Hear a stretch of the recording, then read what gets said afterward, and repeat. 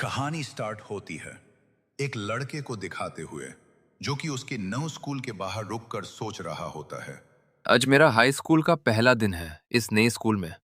मेरी family business के काम से बाहर रहते हैं और मैं यहाँ इस शहर में अकेले रहता हूँ।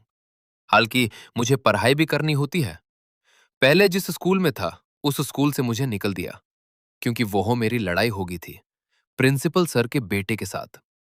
ये बात मेरे पापा को पता लगने से पहले ही मम्मी ने मुझे यहाँ एक दूसरे स्कूल पे एडमिशन दिलवा दिया ताकि पापा को इसकी कोई खबर ना लगे। खैर, मम्मी ने बोला ही इस स्कूल से फर्स्ट पोजीशन पे पास नहीं किया तो वो मुझे हमारी जायदाद की फूटी कोरी भी नहीं देंगे और बड़े भाई को साथ दे देंगे। इसलिए मुझे अब सीरियस होके इस स्कूल पे पढ़ाई शुरू करनी पड़ेगी। अयान उसके क्लासरूम में आता है। सब स्टूडेंट्स उसे देखने लगते हैं। वो आकर चुपचाप पीछे की एक सीट पे बैठ जाता है। उसके साइड पे एक लड़की बैठकर बुक देख रही थी और उसके दूसरी साइड एक लड़का बैठा था जो कि उसकी तरफ देखकर उसे पूछने लगा, हे ब्रो, आज फर्स्ट आए हो? तो तुम ही वो स्टूडेंट हो क्या जो कि ट्रांसफर होके आया है? हाँ, मैं ही हूं। हाँ, मेरा नाम अयान है। और मैं हूं सिद्धार्थ। तुम मुझे शॉर्ट में सिद्ध भी बुला सकते हो। वो दोनों एक दूसरे का इंट्रो करके दोस्ती कर लेते हैं सिद्ध के साथ साथ। और भी कई सारे स्टूडेंट ने उसके साथ दोस्ती कर ली थी। उसका स्कूल का पहला दिन बढ़िया गया। वो आते टाइम सिद्ध को उसका रूम दिखाया और जब उसने उसे बताया कि वो इस बड़े से रूम में अकेले रहता है तो सिद्ध हैरान हो गया। दरअसल सिद्ध एक मिडिल क्लास फैमिली से था तो उसके लिए ये बहुत बड़ी बात थी। अयान ने उसे बोला कि उसका जब भी मन करे वो उससे मिलने यहां आ सकता है क्योंकि अब वो उसका अच्छा दोस्त बन गया है। सिद्ध को अयान के साथ रहकर अच्छा लगने लगा धीरे धीरे। और कुछ टाइम अयान के रूम में दोनों बातें करके बाद में सिद्ध उसके घर चला जाता है। उसके जाने के बाद अकेले रहना सच में बोरिंग होता है। और वो ऐसा बोलकर बेड पे जाके सो जाता है। ऐसे ही उसका स्कूल में आने का 4 दिन हो गया था। अयान अब सबके साथ कंफर्टेबल फील करने लगा था। उसने लगभग क्लास के सभी लड़के और लड़कियों से दोस्ती कर ली थी सिवाय एक लड़की को छोड़ के जो कि उसके ठीक बगल में ही बैठती है। अयान ने कभी उस लड़की को ध्यान ही नहीं दिया था क्योंकि उसके होने ना होने से भी कुछ फ्रीक ही नहीं पड़ता। वो किसी से बातचीत नहीं करती थी, बस की बुक्स पढ़ती रहती थी। पर आज अयान ने उसे नोटिस किया जब क्लास चल रहा था। अयान का पेन लिखते लिखते गलती से उस लड़की की तरफ गिर गया था।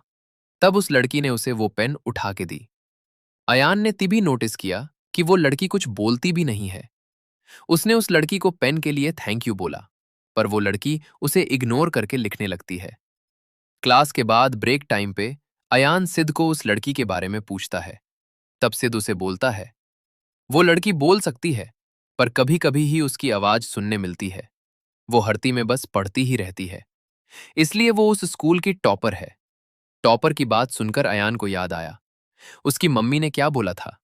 शम को वो रूम आके खाना बना के खा खाकर बुक पढ़ने लगा और मन में सोचने लगता, मैं भूल गया था मेरा स्कूल में आने का मकसद किया था।